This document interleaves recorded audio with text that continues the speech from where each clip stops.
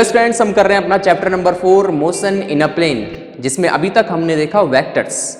Vectors motion in a plane पढ़ने के लिए बहुत जरूरी है, जिसकी इंपॉर्टेंस अब आपको आगे पता चलेगी इस चैप्टर में।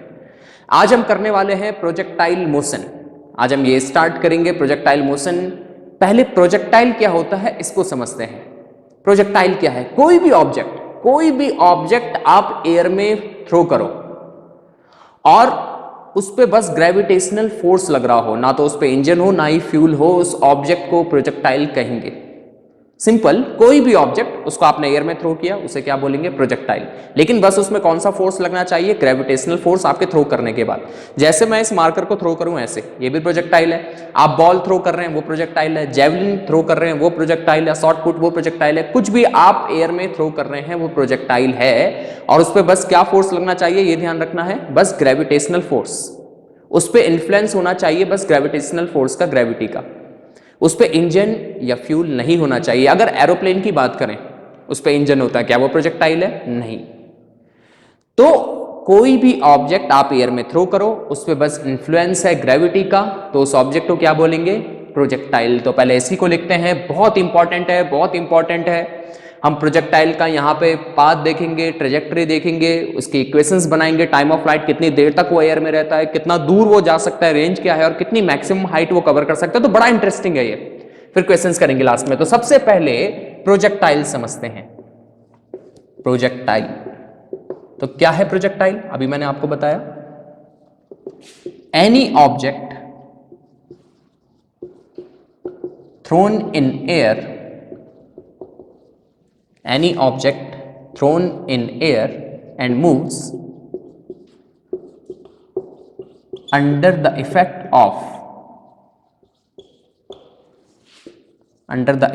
of gravity only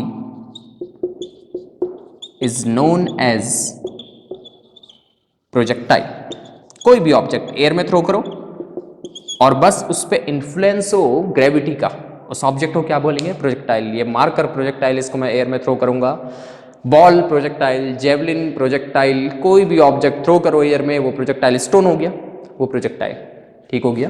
ठीक है, एग्जाम्पल भी आप समझ गए। अगर आपने ध्यान से देखा हो तो प्रोजेक्टाइल का पाथ कैसा होता है? प्रोजेक्टाइल का पाथ होता है ऐसा, ये ऐसा ही तो पाथ लेता है वो। कोई भी ऑब्जेक्ट आप एयर में थ्रो करो जिसको हम प्रोजेक्टाइल कह रहे हैं, तो उसका पाथ ऐसा ही तो होता है। ये ऐसे चलता है वो, ये ऐसे ऊपर और फिर ऐसे नीचे गिर जाता है। This is the path of projectile.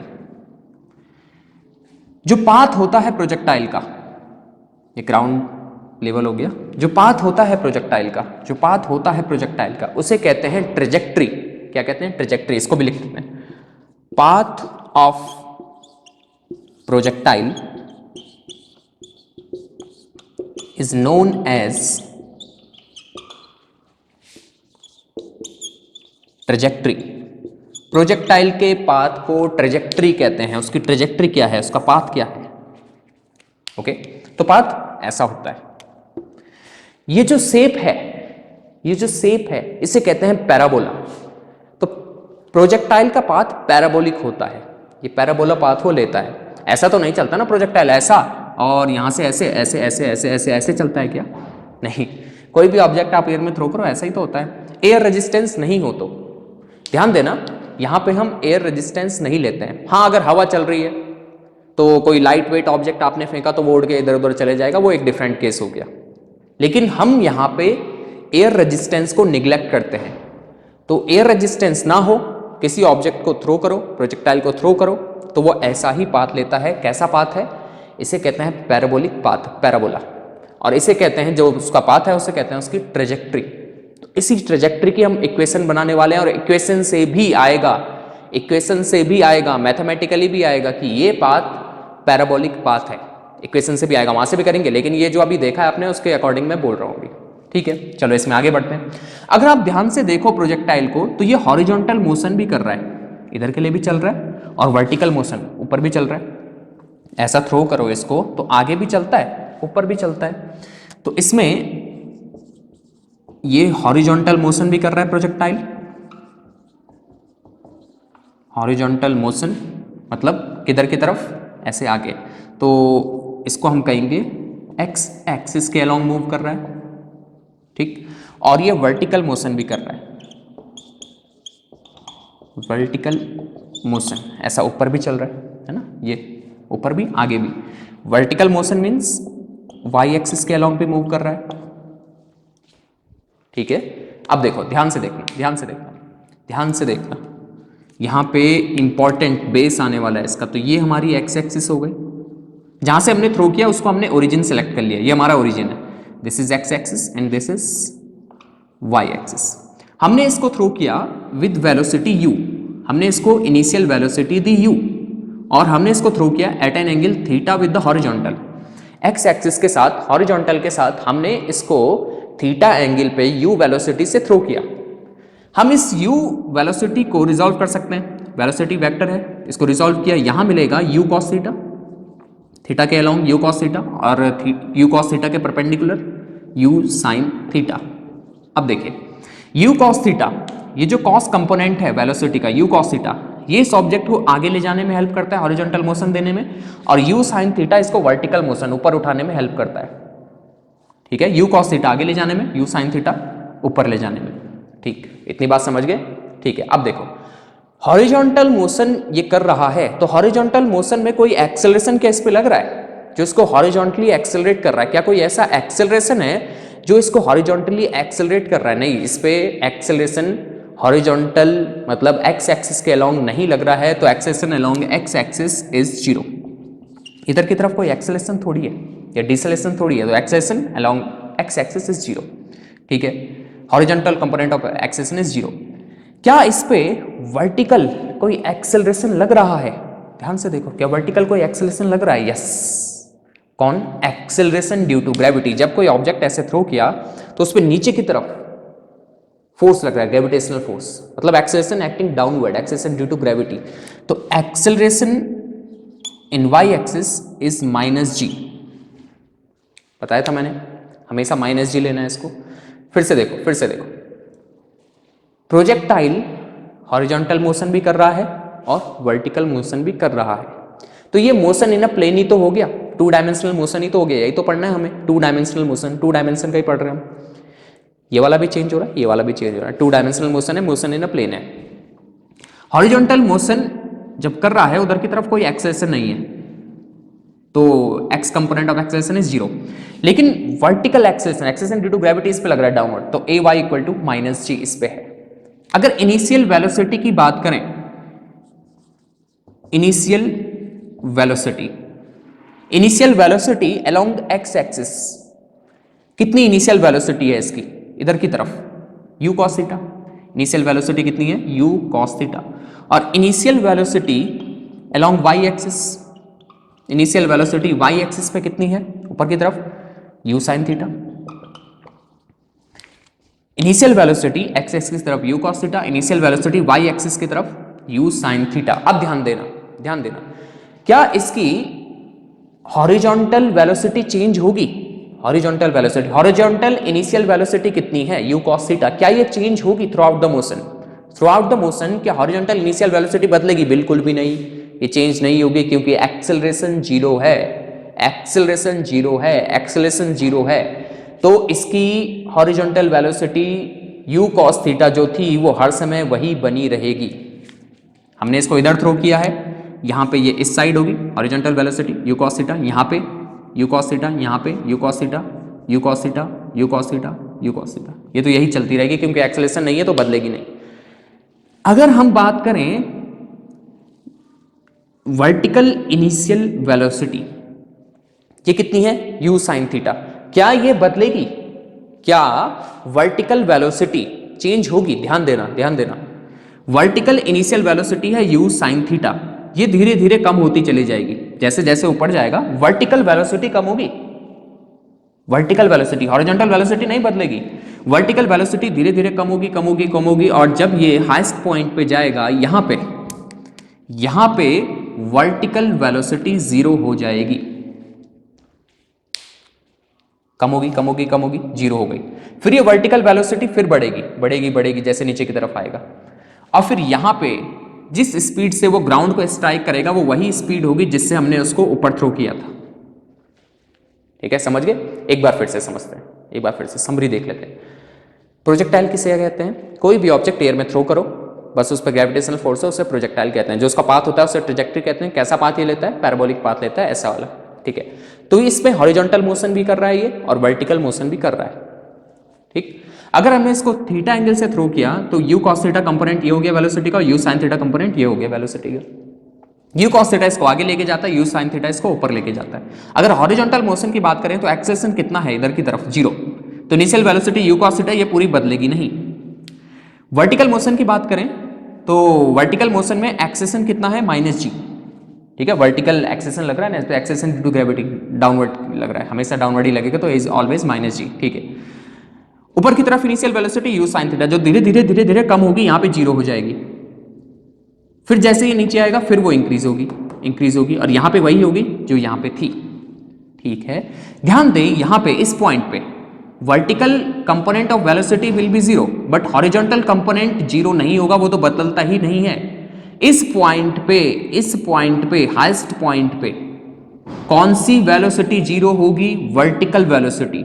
But horizontal velocity तो कांस्टेंट रहेगी, u cos theta u cos theta u cos theta u cos theta u cos theta, वो चेंज नहीं होगी। यहाँ पे फिर से देख लो, हाईएस्ट पॉइंट पे horizontal velocity you cos theta ही रहेगी, लेकिन हाईएस्ट पॉइंट पे वर्टिकल वेलोसिटी 0 हो जाएगी। समझ गए? बेसिक समझ गए? ये समझ में आ गया?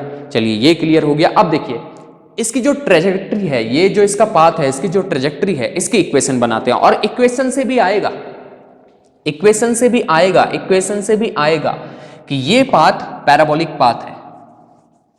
कैसे सर? अब देख रहे हैं ना उसको, तो आप लिखिए equation of trajectory of projectile. Equation of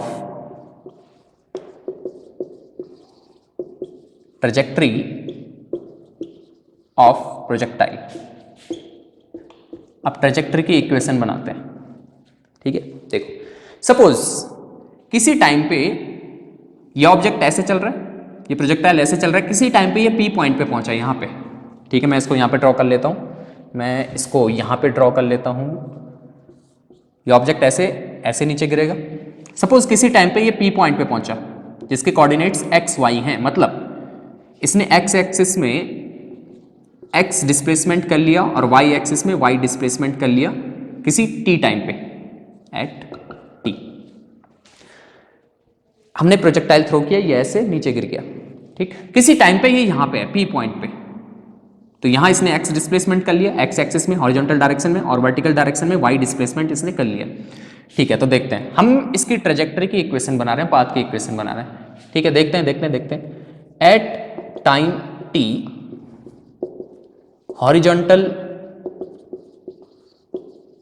displacement कितना कवर करेगा? हॉरिजॉन्टल डिस्प्लेसमेंट हम इक्वेशन लगाएंगे S equal to UT plus half AT square.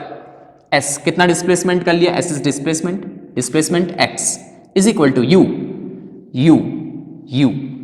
क्या है? यहां पे हम क्या देख रहे हैं? हॉरिजॉन्टल डिस्प्लेसमेंट देख रहे हैं, हॉरिजॉन्टल डिस्प्लेसमेंट। तो हॉरिजॉन्टल मोशन के लिए initial velocity you cos theta, so X is equal to U cos theta, U यहां पे यू कॉस थीटा हो गया, इनटू टी टाइम पे, plus half A T square होता है। अगर हॉरिजॉन्टल मोशन देख रहे हैं तो उसके लिए एक्सेलरेशन कितना? 0, तो वो तो गया।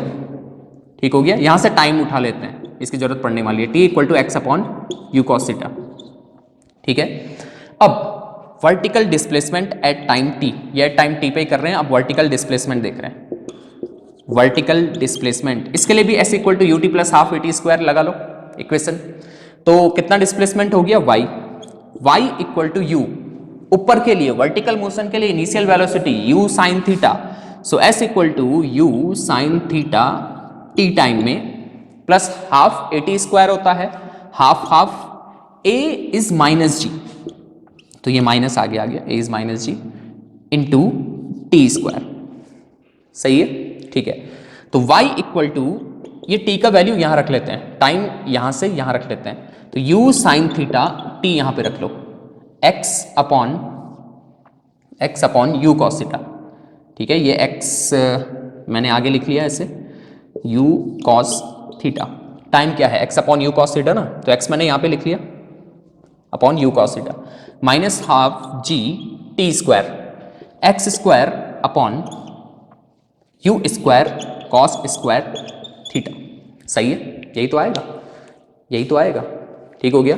चलो अब देखो इक्वेशन बन गई, बस इक्वेशन बन गई है ट्रेजेक्टरी की, इक्वेशन बन गई है। इसको मैं यहां पे भी लिख लेता हूं, y equal to x u गया sine theta upon cos theta tan theta, ये x हो गया ना, यू गया टेन थीटा, माइनस ये देखिए half G X square upon U square cos square theta. ये इक्वेशन आ गई पैराबोला की ट्रेजेक्टरी की। ठीक है, ये बहुत इंपॉर्टेंट है, डेरिवेशन आ सकता है इसका डेरिवेशन आ सकता है। क्वेश्चन आता है derive an expression for equation of trajectory of projectile, तो ये करना पड़ता है। ठीक है, इसको लिख लेते हैं, this is equation of trajectory of projectile. ठीक हो गया। ठीक है, क्या है ये, y equal to Y vertical displacement equal to X tan theta minus half G X square upon U square cos square theta. Theta क्या है कि हमने थीटा एंगल है, किस एंगल पे हमने प्रोजेक्टाइल को थ्रो किया विद द हॉरिजॉन्टल, हॉरिजॉन्टल के साथ कितना एंगल बना के इसको थ्रो किया, इसको एंगल ऑफ प्रोजेक्शन भी कहते हैं विद द हॉरिजॉन्टल। इसका एंगल ऑफ प्रोजेक्शन क्या है, हॉरिजॉन्टल के साथ। ठीक, g is g, acceleration due to gravity. चलिए समझ गए। अच्छा अब यहां पे देखिए y के साथ एक्स स्क्वायर आया है, y is a function of x square, y is a function of x square. इसका मतलब ये इक्वेशन पैराबोला की है। ये जो शेप आपको दिख रहा है, ये मैथ्स वाले पढ़ते हैं इसको, इस शेप आपको जो दिख रहा है ऐसे, इसको पैराबोला कहते हैं, ये सर्किल नहीं है। ठीक है, ये क्या है, parabola. y is a function of x square, it means this is the equation of parabola. यहां से भी प्रूव हो गया। जो हम देखते हैं डेली लाइफ में, वो हमने मैथमेटिकली भी देख लिया। इसको लिख लेते हैं as y is a quadratic function of x, hence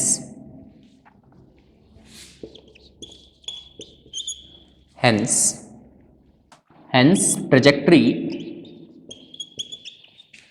of projectile is parabola। Parabolic path लेता है प्रोजेक्टाइल अगर एयर रेजिस्टेंस नहीं है तो। बहुत इंपॉर्टेंट इक्वेशन है, बहुत इंपॉर्टेंट इक्वेशन है, इसको नोट करो। फिर आगे देखते हैं कितनी देर तक प्रोजेक्टाइल एयर में रहता है, टाइम ऑफ फ्लाइट उसको कहेंगे। कितना इसकी मैक्सिमम हाइट है, मैक्सिमम ये कितना ऊपर तक जा सकता है, उसके लिए भी एक्सप्रेशन निकालना है, बहुत इंटरेस्टिंग है। और इसकी रेंज कहां है, कितनी दूर तक हम प्रोजेक्टाइल को फेंक सकते हैं, कितनी दूर तक उसको थ्रो कर सकते हैं, ये सब अब देखने वाले हैं। पहले इसको नोट करो, हो गया। चलो अब आगे चलते हैं। अब एक्सप्रेशन निकालते हैं पहले टाइम ऑफ फ्लाइट के लिए। टाइम ऑफ फ्लाइट क्या हुआ, कितनी देर तक ये एयर में रहेगा, कितनी देर तक ये एयर में रहेगा, वो होगा हमारा टाइम ऑफ फ्लाइट। तो फर्स्ट आएगा इसमें टाइम ऑफ फ्लाइट। ये बहुत इंपॉर्टेंट है, जैसा मैं बार बार कह रहा हूं, टाइम ऑफ फ्लाइट। ठीक है, ध्यान से देखना। ये हो गई इक्वेशन, हो गई। ठीक है, टाइम ऑफ फ्लाइट कितनी देर तक एयर में रहेगा। तो ये है हमारे पास प्रोजेक्टाइल की trajectory, X axis Y axis, ये हमने थ्रो किया, यहां से गया और यहां ऐसे। अब हम इसका वर्टिकल मोशन देख रहे हैं। टाइम ऑफ फ्लाइट निकालने के लिए हम इसका वर्टिकल मोशन देख रहे हैं। ठीक, यहां से गया, यहां आ गया, तो वर्टिकल डिस्प्लेसमेंट कितना किया इसने, यहां से यहां आने में वर्टिकल डिस्प्लेसमेंट कितना किया, 0। Vertical displacement 0। Time of flight क्या है, कितनी देर तक ये एयर में रहा। टाइम ऑफ फ्लाइट निकालने के लिए हमने इसका वर्टिकल मोशन देखा। वर्टिकल डिस्प्लेसमेंट कितना है इसका, 0। वर्टिकल डिस्प्लेसमेंट तो आई नहीं, 0। तो हमने कहा इस पर इक्वेशन लगा दो, from s equal to U T plus half A T square. Vertical displacement 0, vertical motion देख रहे हैं, u क्या है इसकी vertical velocity, vertical initial velocity u sin theta. Displacement zero तब है, वर्टिकल डिस्प्लेसमेंट जीरो तब है जब ये पूरा एयर में रहा, मतलब यहां से यहां वापस आइए तो उस टाइम को क्या कहेंगे, time of flight. Time of flight क्या है, कितनी देर तक ये एयर में रहा, ठीक है। ये आ जाएगा हाफ इज हाफ, और ए क्या है वर्टिकल मोशन के लिए minus g into t square, time of flight square. इसको इधर लेके आ जाओ, ये हो जाएगा अपने पास g t square by two equal to u sine theta t, ठीक है। ये टी से एक पावर कैंसिल हो गई, और ये हो गया हमारे पास t equal to 2u sine theta upon g. This is the expression for time of flight. इतनी देर तक एयर में रहा, 2u साइन थीटा अपॉन जी, ठीक है। अभी ये तो मैथ्स हो गई, अब फिजिक्स समझते हैं इसकी। देखो ध्यान से देखो, ध्यान से देखो, ध्यान से देखो। हमें चाहिए कि बहुत टाइम तक एयर में रहे, हम क्या करें, हमें चाहिए कि हमारे पास प्रोजेक्टाइल है, हम उसको ज्यादा से ज्यादा देर तक एयर में रख पाएं, टाइम ऑफ फ्लाइट उसकी ज्यादा हो, ठीक है। जी तो आप नहीं बदल सकते एक जगह का, जी तो जी है, फिक्स है, छोड़ दो, 2:2, ठीक। अगर आपको बहुत देर तक उसको एयर में रखना है, टाइम ऑफ फ्लाइट ज्यादा रखना है, तो ज्यादा उसको वेलोसिटी से थ्रो करो, जितनी ज्यादा वेलोसिटी दोगे उतनी ज्यादा वो एयर में रहेगा, टाइम ऑफ फ्लाइट ज्यादा होगी, ठीक है सर। पूरी ताकत लगा दी हमने जितने हमारे पास यू है। इसकी इंपॉर्टेंस देखते हैं। थीटा क्या है, एंगल ऑफ प्रोजेक्शन। थीटा किसके साथ एंगल है, एक्स एक्सिस के साथ, हॉरिजॉन्टल के साथ।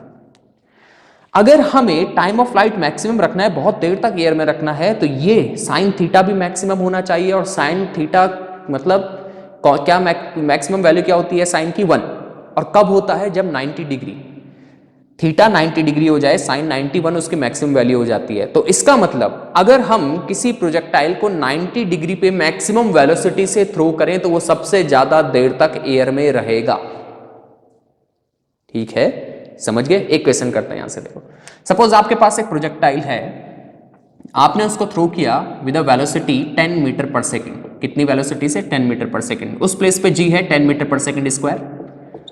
आपने थ्रो किया उसको 90 degree, 90 degree angle of projection with the horizontal, समझे 90 डिग्री कैसे, ऐसे सीधा ऊपर, सीधा ऊपर अपने सर के ऊपर आपने उसको थ्रो कर दिया डायरेक्टली अपवर्ड्स। तो बताइए इसका टाइम ऑफ फ्लाइट कितना होगा, टी इक्वल टू, देखते हैं, 2u sine theta upon g, 2:2, u is 10, 20, sine 90 is 1 upon g 10, मतलब 2 सेकेंड तक वो एयर में रहेगा, सही है, ठीक है। अगर यहां पे अब आप इस ऑब्जेक्ट को 30 डिग्री पे थ्रो करते हैं, 30 डिग्री पे, सब कुछ सेम है, 10 मीटर पर सेकंड से ही थ्रो कर रहे हैं, जी 10 मीटर पर सेकंड स्क्वायर है उस प्लेस पे। अब आप उसको 30 डिग्री एंगल ऑफ प्रोजेक्शन देख रहे हैं विद द हॉरिजॉन्टल, तो बताइए कितने टाइम तक एयर में रहेगा time of flight, 2u sine theta 2 10 20 sine 30, sine 30 is 1/2 into ये हो गया यहाँ पे g, ये हो गया आपका 1 सेकेंड। अब वो 1 सेकेंड तक एयर में रहेगा। तो कहने का मतलब क्या है, कहने का मतलब ये है कि अगर आप टाइम ऑफ फ्लाइट को मैक्सिमम रखना चाहते हैं, आप चाहते हैं वो बहुत देर तक हवा में रहे, जी आप बदल नहीं सकते, ज्यादा वेलोसिटी से फेंको, ठीक है, लेकिन ये मैक्सिमम होना चाहिए। और साइन की मैक्सिमम वैल्यू क्या होती है, 1। वो कब पॉसिबल है, जब थीटा क्या हो जाए 90 डिग्री, मतलब सीधा उसको ऐसे ऊपर फेंको, ऐसे, ठीक है, डायरेक्टली अपवर्ड्स, तो वो ज्यादा से ज्यादा देर तक एयर में रहेगा, समझ आ गया, ठीक है। तो ये है हमारे पास टाइम ऑफ फ्लाइट। अब देखते हैं मैक्सिमम हाइट ऑफ प्रोजेक्टाइल। ये मैक्सिमम हाइट कितनी अचीव कर सकता है, मैक्सिमम हाइट मतलब ये हाइट, मैक्सिमम हाइट के लिए भी एक्सप्रेशन निकालते हैं, second, maximum height of projectile, देखते हैं भाई, चलो ये यहां से ये हाइट हमको निकालनी है, मैक्सिमम हाइट, ये सपोज ये है H max, maximum height H max, ये हमको फाइंड करनी है, ठीक। अब देखो इसने वर्टिकल डिस्प्लेसमेंट कितना किया, यहां से यहां जाने में, यहां से यहां जाने में वर्टिकल डिस्प्लेसमेंट, वर्टिकल डिस्प्लेसमेंट की बात कर रहा हूं, यहां से यहां जाने में वर्टिकल डिस्प्लेसमेंट ये है इतना, तो वर्टिकल डिस्प्लेसमेंट हमारा मैक्सिमम हाइट है। यहां से जब ये ऑब्जेक्ट यहां गया, ये प्रोजेक्टाइल जब यहां से यहां गया, तो वर्टिकल डिस्प्लेसमेंट कितना हुआ, जो हमारी मैक्सिमम हाइट है वही वर्टिकल डिस्प्लेसमेंट है। क्लियर हो गया, ठीक। हम यहां पे इक्वेशन लगा देते हैं, from v square minus u square equal to 2as। Vertical motion के लिए ये इक्वेशन हमने लगा दी, वर्टिकल मोशन के लिए अप्लाई करते हैं, ठीक है। जब ये यहां से यहां गया, तो वर्टिकल वेलोसिटी कितनी हो गई यहाँ पे, वर्टिकल वेलोसिटी कितनी हो गई, वर्टिकल वेलोसिटी वो हो गई 0, तो ये हो गया 0 माइनस इनिशियल वर्टिकल वेलोसिटी कितनी थी u साइन थीटा, तो उसका square u square sine square theta. Vertical motion के लिए कर रहे हैं, ध्यान देना ये इक्वेशन वर्टिकल मोशन के लिए हम कर रहे हैं, यहां से यहां तक के लिए वर्टिकल मोशन के लिए। तो v यहां पे जाके वर्टिकल वेलोसिटी 0 अभी स्टार्टिंग में बताया था, और u साइन थीटा है वर्टिकल इनिशियल वेलोसिटी, जो कि स्क्वायर हो गया तो u square sine square theta हो गया, माइनस तो यहाँ पे रहेगा, ठीक है, इक्वल टू ये देखिए a क्या हो जाता है minus g for vertical motion, s कितना डिस्प्लेसमेंट कर दिया इसने यहाँ से यहाँ तक जाने में, मैक्सिमम हाइट है जो h मैक्स, माइनस माइनस किया, so h max is equal to u square sine square theta upon 2g। This is maximum height achieved by projectile which is thrown at an angle theta with the horizontal। इतनी maximum height को gain करेगा u square sine square theta upon 2g। फिर से ये तो आ गया math से, physics देखेंगे इसकी। हमें बहुत ऊपर तक किसी प्रोजेक्टाइल को थ्रो करना है, मैक्सिमम हम चाहते हैं बहुत ऊपर तक हम उसको फेंक पाए, क्या करें, 2 बदल नहीं सकते, g को बदल नहीं सकते उस प्लेस पे, u ठीक है, वेलोसिटी जितनी ज्यादा दोगे उतनी वो ऊपर तक जाएगा, उतनी मैक्सिमम हाइट वो अचीव करेगा, ठीक हो गया। ये भी तो मैक्सिमम होना चाहिए साइन थीटा, साइन की कौन सी वैल्यू मैक्सिमम होती है 1, कब, जब थीटा 90 हो। तो अगर आपको चाहिए कि वो सबसे ज्यादा हाइट तक जाए तो ज्यादा से ज्यादा वेलोसिटी से उसको कहां थ्रो करो, कितने एंगल पे थ्रो करो, कितने एंगल पे थ्रो करो, कितने एंगल पे थ्रो करो, 90 डिग्री पे, 90 डिग्री पे, तब ये मैक्सिमम होगा, ठीक है, 90 डिग्री पे। समझ गए क्या कहने का मतलब क्या है। फिर से देखो हमने क्या निकाली है, मैक्सिमम हाइट ऑफ प्रोजेक्टाइल, मतलब किसी थीटा एंगल पे अगर आप किसी प्रोजेक्टाइल को थ्रो करेंगे तो वो कितनी मैक्सिमम हाइट अचीव करता है, इतनी, ठीक है, u square sine square theta upon 2g, clear है, इतनी वो मैक्सिमम हाइट अचीव करेगा, इससे ऊपर नहीं जाएगा। आपको चाहिए कोई प्रोजेक्टाइल आप थ्रो कर रहे हैं वो सबसे ज्यादा ऊपर तक जाए, तो कितनी एंगल पे थ्रो करो, 90 डिग्री, क्योंकि ये फिर मैक्सिमम हो जाएगा। क्लियर हो गई ये बातें, ठीक है, ये आ गया आपके पास मैक्सिमम हाइट, ठीक। अब थर्ड रेंज कर लेते हैं, रेंज मतलब मैक्सिमम हॉरिजॉन्टल डिस्टेंस, ये इसकी रेंज है। सबसे ज्यादा जो इसकी हॉरिजॉन्टल डिस्टेंस है, यहां से आपने थ्रू किया, यहां गिर गया, तो ये इसकी रेंज हो गई। कितनी रेंज है भाई उसकी, उस प्रोजेक्टाइल की रेंज कितनी है, तो कितनी हॉरिजॉन्टल डिस्टेंस उसने कवर की, कितनी हॉरिजॉन्टल उसने डिस्टेंस कवर की, वो उसकी रेंज है। रेंज के लिए निकालते हैं। अब हम s equal to U T plus half A T square apply करते हैं, किसके लिए, हॉरिजॉन्टल मोशन के लिए। हॉरिजॉन्टल मोशन के लिए s equal to U T plus half A T square apply करो। यहां से यहां तक जाने में डिस्प्लेसमेंट कितना हुआ, r, s equal to U T plus half A T square, s हो गया r, equal to u initial velocity, horizontal motion देख रहे हैं तो इनिशियल वेलोसिटी u cos थीटा t, t is t, half A T square, s equal to, देखो क्या होता है, मैं डायरेक्ट कर रहा हूं बस समझ जाना, s equal to U T plus half A T square, s range हो गई हमारी डिस्प्लेसमेंट, ठीक है, ये वाली इक्वेशन हॉरिजॉन्टल मोशन के लिए, तो s डिस्प्लेसमेंट रेंज हो गई, u कितनी इनिशियल वेलोसिटी है, u cos थीटा, t कितने टाइम में यहां पहुंचा, मैंने t लिखा, अभी इस t का वैल्यू भी रखेंगे, देखो half A T square, horizontal motion के लिए एक्सेलरेशन 0, तो ये तो 0 हो गया इधर वाला टर्म। t क्या है, कितने टाइम तक ये एयर में रहा, और कितने टाइम तक एयर में रहा, कितने टाइम तक एयर में रहा, जो उसकी टाइम ऑफ फ्लाइट है, तो इस टाइम ऑफ फ्लाइट को यहाँ पे t कर लिया, इसको लिख लो, तो u cos theta time of flight 2u sin theta upon g, ठीक। अब ये देखिए ये हो गया हमारे पास u स्क्वायर, 2 तो 2 है, इसको यहां पे लिखते हैं r equal to 2u square sine theta cos theta upon g।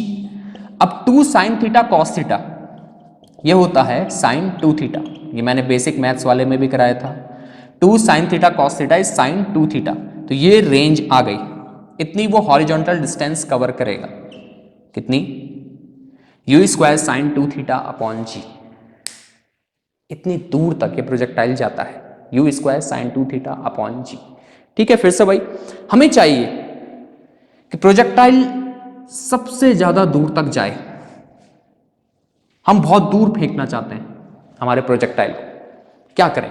Range बढ़ाना चाहते हैं, हम रेंज बढ़ाना चाहते हैं, क्या करें? जी तो आप बदल नहीं सकते, ठीक है, जी नहीं बदलेगा भाई। हम रेंज बढ़ाना चाहते हैं तो क्या करें? जी बदल नहीं सकते हैं, क्या किया जाए, क्या किया जाए, क्या किया जाए? सोचो। ठीक है, ज़्यादा वेलोसिटी से फेंको, जितनी ज़्यादा वेलोसिटी दोगे उतना दूर तक जाएगा, होता भी है। कम वेलोसिटी दी यहीं तक जाएगा, ज़्यादा वेलोसिटी दी रेंज बढ़ जाएगी। वेलोसिटी के साथ एक और फैक्टर है एंगल, उसका भी कोई रोल है, ध्यान देना, ये इंपॉर्टेंट है, अब ये डेली लाइफ में बहुत यूज होता है। हम रेंज बढ़ाना चाहते हैं, इसको मैक्सिमम करना चाहते हैं, जी बदल नहीं सकते, ज़्यादा वेलोसिटी से फेंको, ठीक है, फेंक दिया। रेंज मैक्सिमम होने के लिए sine 2 theta, for r to be maximum sine 2 theta must be maximum, इसको मैक्सिमम होना होगा। और साइन की कौन सी वैल्यू मैक्सिमम होती है? साइन की मैक्सिमम वैल्यू कितनी होती है? 1। और 1 कौन सी वैल्यू होती है? Sine 90, sine 2 theta equal to 90, theta equal to 45 degree. ये इंपॉर्टेंट है, ये इंपॉर्टेंट है। फिर से देखो क्या हुआ, क्या हुआ, क्या हुआ। रेंज होता है u square sine 2 theta upon g, हमें रेंज बढ़ानी है, बहुत दूर तक इसको फेंकना है, रेंज बढ़ानी है। जी बदल नहीं सकते, ज्यादा वेलोसिटी से फेंको, ठीक है। तो रेंज मैक्सिमम होने के लिए वेलोसिटी भी बढ़ा दी, जी बदल नहीं सकता। हमने कहा साइन 2 थीटा को मैक्सिमम होना होगा। साइन 2 थीटा की साइन थीटा की मैक्सिमम वैल्यू 1 होती है। साइन 2 थीटा इक्वल टू 1 कौन सी वैल्यू होती है? 90 degree. 2 theta equal to 90, theta equal to 45 degree. क्या समझे? अगर आपको ज्यादा से ज्यादा दूर तक ऑब्जेक्ट को फेंकना है, रेंज बढ़ानी है, तो कितने एंगल पे उसको थ्रो करो? हॉरिजॉन्टल के साथ 45 डिग्री पे। कितने एंगल पे? 45 डिग्री पे। कभी कभी कुछ बच्चे सोचते हैं मैं इसको बहुत दूर फेंकना चाहता हूं, मैं सीधा ऐसे फेंक दूं, नहीं। कितने एंगल पे? अपनी ताकत का पूरा इस्तेमाल करो, जो आप इनिशियल वेलोसिटी दे सकते हैं। देखिए इनिशियल वेलोसिटी देना वो तो डिपेंड करता है मस्कुलर पावर कितनी है, ठीक है ना। इनिशियल वेलोसिटी उस पर डिपेंड करेगा, जी बदल नहीं सकते। लेकिन पावर ही सब कुछ नहीं है, दिमाग भी कुछ है, एंगल भी कुछ है। तो ज्यादा से ज्यादा वेलोसिटी तभी इफेक्टिव है, रेंज तभी ज्यादा होगी ज्यादा वेलोसिटी के साथ साथ। ज्यादा वेलोसिटी से रेंज तब ज्यादा होगी जब आप कितने डिग्री पे थ्रो करो? 45 डिग्री पे। कितने डिग्री पे? 45 डिग्री हॉरिजॉन्टल के साथ। तो आपने देखा होगा जेवलिन थ्रो करते हैं, तो जेवलिन दूर तक हमें भेजना है, कितने एंगल पे उसको थ्रो करें? 45 डिग्री पे। शॉर्ट पुट हो गया या कोई भी और ऑब्जेक्ट है, अगर हम उसको दूर भेजना चाहते हैं, ज़्यादा से ज़्यादा दूर भेजना चाहते हैं, तो कितने एंगल पे उसको थ्रो करो हॉरिजॉन्टल के साथ? 45 डिग्री पे। समझ गए? कितने एंगल पे?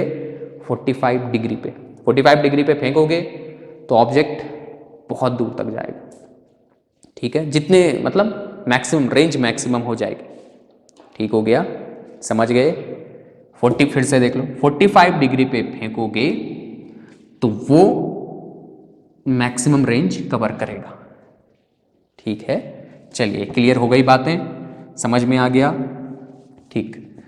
तो ऐसे इस पे क्वेश्चंस आ जाते हैं छोटे छोटे, ऐसे कि एंगल दिया है आपको, वेलोसिटी दी है, रेंज बताइए, टाइम ऑफ फ्लाइट बताइए, ऐसे सब क्वेश्चंस आ सकते हैं आपके पास। तो चलिए ये हो गया, अब क्वेश्चंस कर लेते हैं एक तो छोटे छोटे।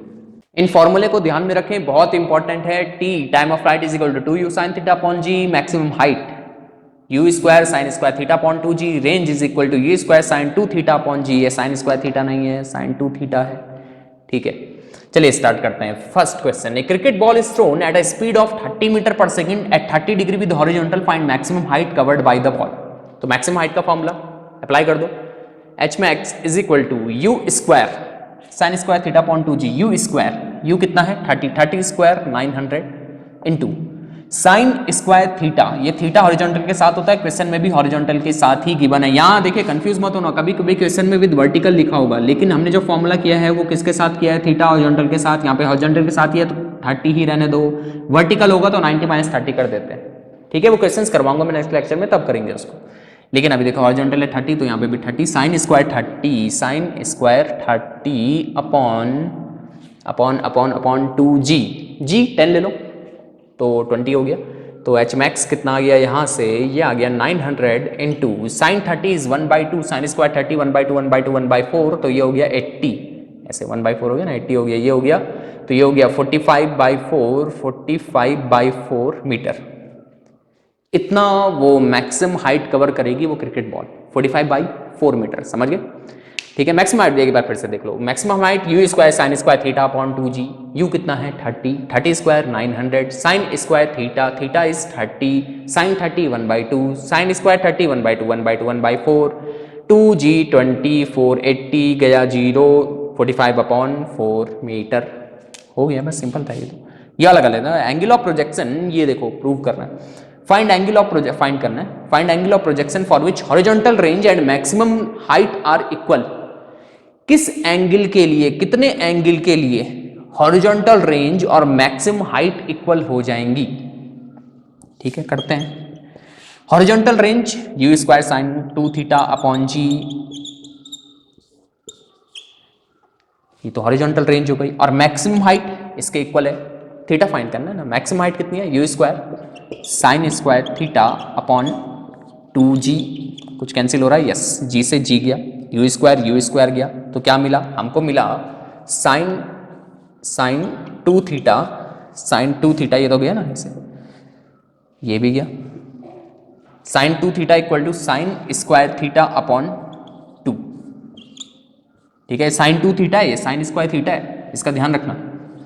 ये इधर आ गया 2 sine 2 theta equal to sine square theta. इसको कैसे करें सर, 2 से 2 कैट कर दें? नहीं, साइन 2 थीटा किसके इक्वल है, जहां से हम इसको लेके आए थे, 2 साइन थीटा कॉस थीटा, तो ये 2 to 4 हो गया, 4 sine theta cos theta equal to sine square theta.